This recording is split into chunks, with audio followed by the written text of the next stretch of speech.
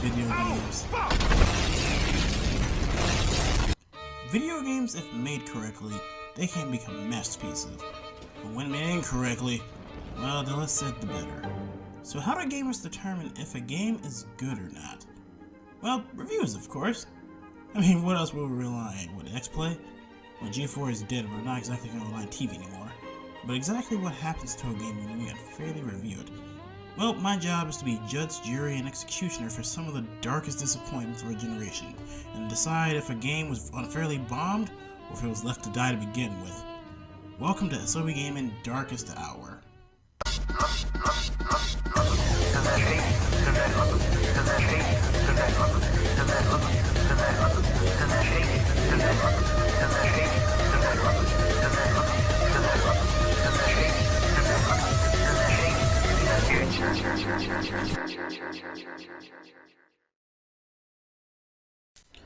Welcome to another atomic, smoking, and sensational episode of Asobi Gaming Darkest Hour.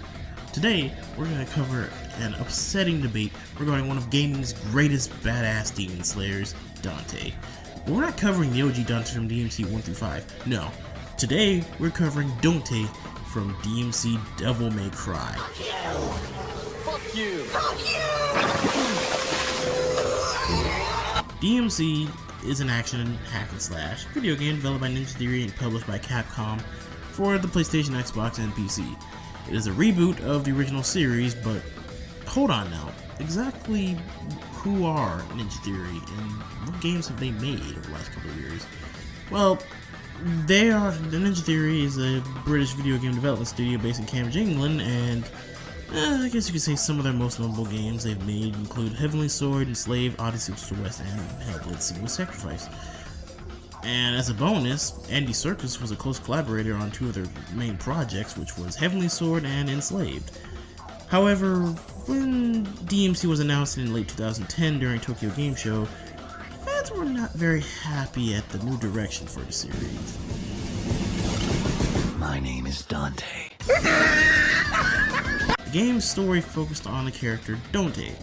At the start of his saga, Dante is a Nephilim, or half-angel, half-demon, along with his twin brother, Virgil, and is on a quest to kill the demon king Mundus, who murdered their mother and condemned their father to banishment.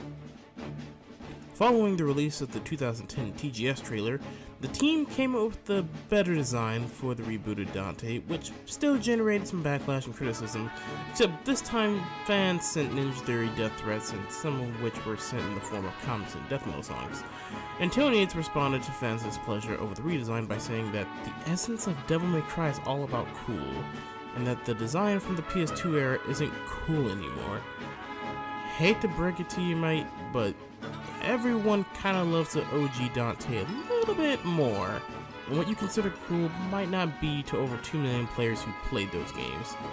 Nevertheless, why did so many fans hate the game at launch?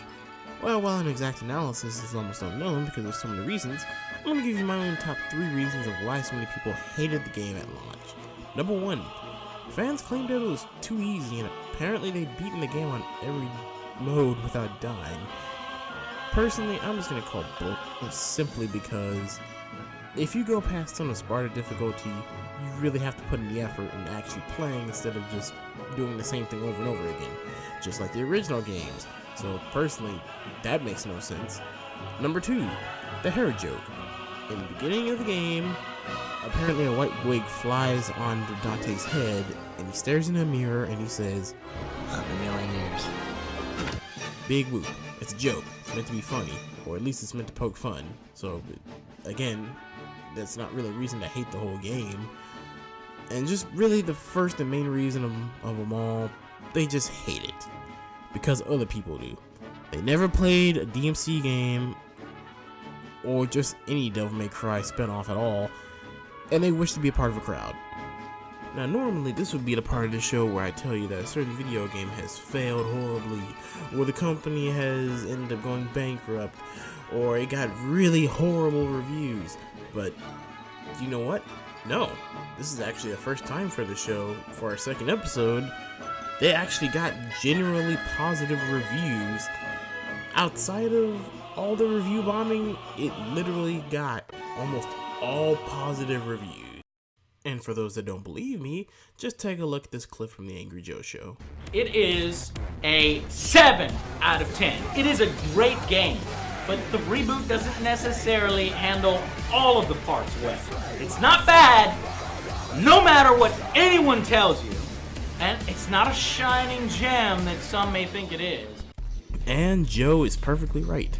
The game received generally positive reviews, and regardless of butthurt fanboys. Hey Bob, put a spin on this. But to answer the final question, does this game deserve a second chance at life, or does it deserve to go to development limbo? To answer this question once and for all, it deserves a second chance at life.